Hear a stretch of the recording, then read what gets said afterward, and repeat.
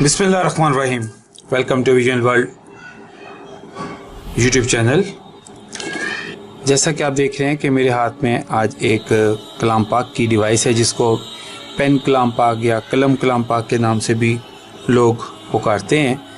तो ये एक अच्छी चीज़ है, बनाने वाले ने एक अच्छी चीज़ बनाई और बहुत सारे लोगों का इससे फ़ायदा हो रहा है। बहुत सारे लोगों को कलाम पाक सही अंदाज में सीखने का मौका मिल रहा है, सही तलफ़्फ़ुज़ से सीखने का मौका मिल रहा है। और हमारे घरों में मैं समझता हूँ कि इस जैसी डिवाइस की हर वक्त ज़रूरत रहती है। जिन घरों में छोटे बच्चे हैं जो कि सीख रहे हैं, सीखने सिखाने का अमल जहाँ भी हो रहा है वहाँ पे इस डिवाइस की ज़रूरत रहती है। दोस्तों, इस डिवाइस का इस्तेमाल तो हम लोग करते हैं, लेकिन होता क्या है कि जो लोग इस डिवाइस का इस्तेमाल करते हैं ज़रूरी नहीं कि वो बहुत ज़्यादा टेक्निकल इन्फॉर्मेशन भी रखते हों। होता क्या है कि जब इसको यूज़ किया जाता है ज़्यादा, तो इसके ज़्यादा यूज़ की वजह से इसके अंदर मौजूद एक बैटरी होती है जो कि इसको बैकअप के तौर पे चलाने का काम करती है।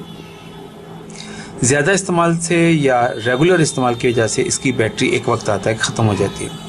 कंपनी 1 साल की वारंटी ज़रूर देती है, लेकिन वो इसकी वर्किंग की वारंटी देती है, इसकी बैटरी की वारंटी नहीं देती। और आम तौर पर यही होता है कि लोग ये समझते हैं कि 1 साल के बाद ये डिवाइस जो है ये हमारे लिए ख़त्म हो गई है और हमें नई डिवाइस लेनी पड़ेगी।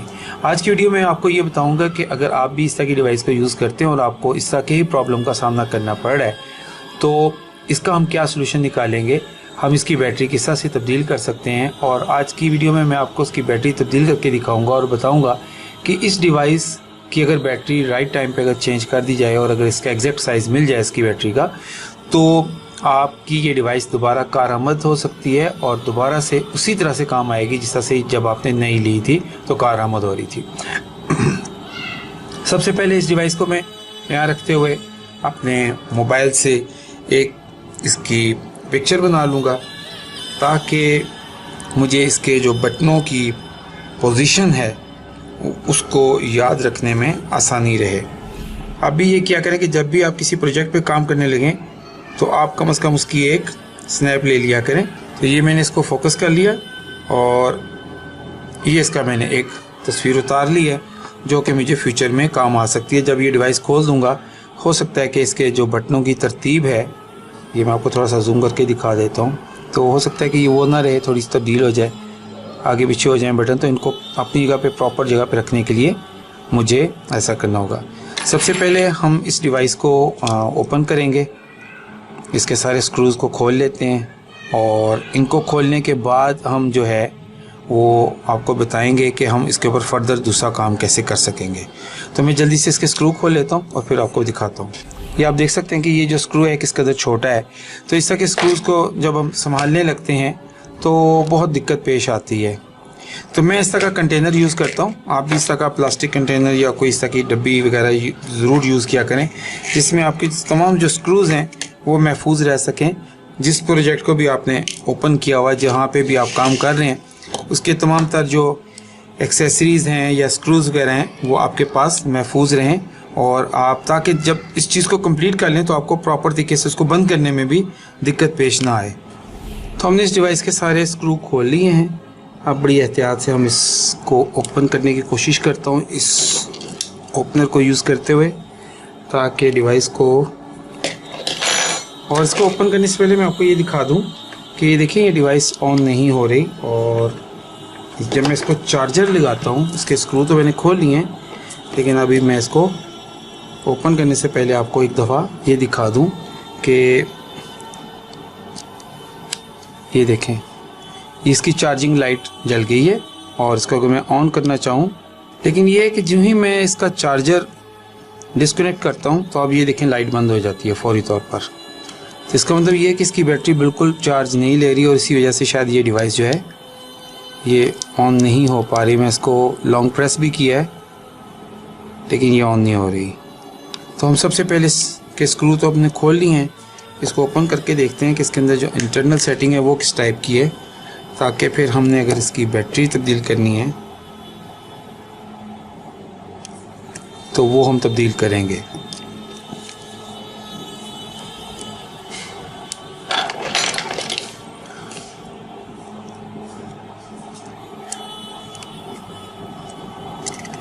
बहुत एहतियात के साथ इसमें बहुत छोटे साइज़ के बटन लगे हुए हैं और प्लास्टिक की है चूँकि, तो अगर इसका कोई एक ग्रिप भी टूट गया तो इसको दोबारा से बंद करते वक्त हमें दिक्कत पेश आएगी।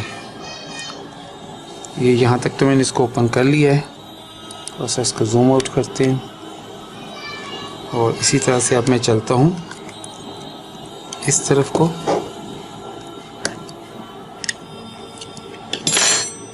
तो ये डिवाइस हो गई है जी हमारी ओपन। और सबसे पहला काम जो हमने करना है, इसको ओपन करते ही कुछ भी नहीं और करना, वो हमने ये काम करना है। ये अपनी ज़िंदगी का असूल बना लें कि जब भी आप काम कर रहे हों किसी भी प्रोजेक्ट के ऊपर, तो मेरे वाला काम करें जो मैं कर रहा हूँ। अब इसका हमें फ़ायदा क्या होने वाला है? इसका फ़ायदा हमें ये होने वाला है कि अब आप देखें, मैं आपको ज़रा जूम करके दिखाता हूँ। ये इसकी बैटरी है और इसकी वायर्स जा रही हैं यहाँ पे सर्किट के अंदर। ये देख लीजिए आप, ये यहाँ पे लगी हुई हैं। इसी तरह से इसकी दूसरी सेटिंग्स हैं, सॉकेट्स वगैरह हैं, कुछ भी हो सकता है डिवाइस के अंदर सेटिंग में। तो अब हमें इस बैटरी को तब्दील करना है, तो हमें अब एग्जैक्ट इस साइज़ की बैटरी ढूंढनी है। दूसरी बात कि अगर हमें इस साइज़ की नहीं भी मिलती, थोड़ी सी अगर कभी कदरे बड़ी भी मिल जाती है, तो हमने ये देखना है कि हमारे पास अगर इस कैबिनेट के अंदर इतनी जगह मौजूद है, जो कि इस सर्किट ने यहाँ से यहाँ तक इसको जगह दी हुई है, तो अगर ये इतनी जगह हमें अवेलेबल हो जाती है थोड़ी सी और ज़्यादा, तो हम थोड़ी इससे बड़ी बैटरी भी लगाना चाहें तो लगा सकते हैं, नहीं तो हमें यही वाली साइज़ की बैटरी को यूज़ करना है। इस बैटरी को मैंने कर लिया बैक कवर से अलग और अब मुझे काम करने में आसानी रहेगी। लेकिन आप ये देख सकते हैं कि इसके शॉर्ट सर्किट होने का या केबल्स के टूट जाने का 100% इसके अंदर मौजूद रहता है चांस। तो सबसे पहले मैं इसको हल्का सा ये करने के बाद अपने काविये को, सोल्डरिंग आयरन को करता हूँ गरम, और सोल्डरिंग आयरन के ऊपर हमने थोड़ी सी लगा लेनी है सोल्डरिंग, ताकि हमारा सोल्डरिंग आयरन जो है वो प्रॉपर तरीके से काम कर सके। तो ये अब चूँकि हमने तस्वीर बना ली है इसकी, इसलिए हमें अब आसानी रहेगी कि हम जब नेक्स्ट टाइम इस बैटरी को लगाना चाहेंगे तो हमें टर्मिनल्स याद रहेंगे कि हमने कौन से टर्मिनल को कहाँ से खोला था। तो मेरा कैमरा जो है वो बार बार फोकसिंग वाले मसले में, तो ये देखें जी मैंने बैटरी को कर लिया है अलग, और इस बैटरी के वोल्टेज भी हम चेक कर लेते हैं इस डिवाइस को साइड पे रखते हुए।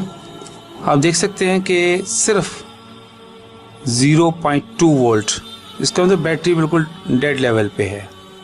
तो मुझे ये बैटरी तब्दील करनी है। जो ही मैं इस बैटरी को तब्दील करूँगा, मार्केट से मुझे अब इस तरह की ये बैटरी ढूंढ के लानी है इस साइज़ में। तो एग्जैक्ट ये साइज़ ना भी मिल पाया, अगर ज़रा सा बड़ा भी मिल गया तो भी मैनेज करने की कोशिश करेंगे।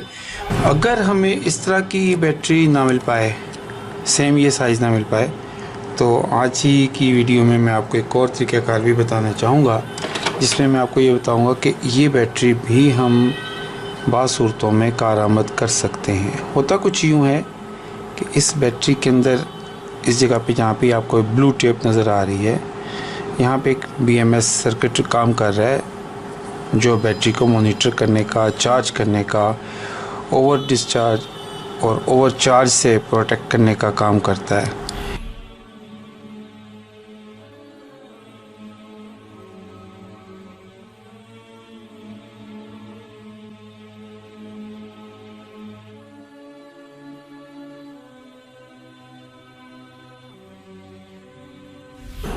इसमें ये जो आपको मैं क्लोज से थोड़ा दिखाता हूँ, ये देख सकते हैं आप, ये वाला पॉइंट, एक ये पॉइंट और एक ये पॉइंट, ये बैटरी के बेसिक पॉइंट हैं। और यहाँ पे हम मीटर लगा के चेक करते हैं कि हमारे पास वोल्टेज पूरे आ रहे हैं कि नहीं आ रहे। आप देख रहे हैं कि मेरे कैमरे में अगर आप देख सकते हैं तो यहाँ पे हमें पूरे 4 वोल्ट मिल रहे हैं। इसका मतलब ये हुआ कि ये बैटरी पूरी पोटेंसी में है, फुल चार्ज है। हमें सिर्फ करना क्या है, कुछ भी नहीं करना है, इस BMS सर्किट को भी यहीं लगा रहने देना है। हमने सिर्फ इन पॉइंट्स को जहाँ पे ये लगे हुए हैं यहाँ से डिस्कनेक्ट करने के बाद हमें इनको बैटरी की जो रियल टर्मिनल हैं जो सर्किट के अंदर इनपुट का काम कर रहे हैं, बस वहाँ पे पैच कर देना है। और वहाँ पे पैच करने के बाद अपने मल्टीमीटर के ऊपर वोल्टेज को नापते हैं। अगर तो हमारे वोल्टेज पूरे मिलते हैं तो हम इसको दोबारा से इस डिवाइस में लगा देंगे और यही बैटरी हमारी दोबारा से कारआमद हो जाएगी, क्योंकि इस बैटरी की जो हालत है वो ख़राब नहीं है, ये फूली हुई नहीं है और ये सॉलिड है। सिर्फ इसका ये जो सर्किट है छोटा सा BMS सर्किट, ये सही काम नहीं कर रहा। वायर्स की पोजीशन मैंने चेंज कर दी है जी, और हम कॉर्नर पे ले गए हैं जहाँ पे हमें इसको लेके जाना था। अब मीटर पे मैं आपको वोल्टेज भी चेक करवा देता हूँ इसके, कि हमारे टर्मिनल पे वो वोल्टेज मिलना शुरू हो गए हैं जो हमें रिक्वायर्ड थे। तो फिर हम इसको अपनी डिवाइस के अंदर लगा देते हैं। तो हम रेड वायर के ऊपर लगाते हैं रेड प्रॉड और ब्लैक पे लगाते हैं ब्लैक प्रॉड। हमारा मीटर हमें बता रहा है कि जी 4 वोल्ट हमारे पास एग्जैक्ट आना शुरू हो गए हैं, जो कि डिवाइस को चलाने के लिए बहुत काफ़ी है। बैटरी को अच्छे तरीके से कवर करने के बाद और साइड की डबल टेप लगाने के बाद मैं इसको टेम्परेरी तौर पे इस डिवाइस को करता हूँ बंद, और फिर देखते हैं हम इसको चला के एक दफ़ा से टेस्टिंग के तौर पर।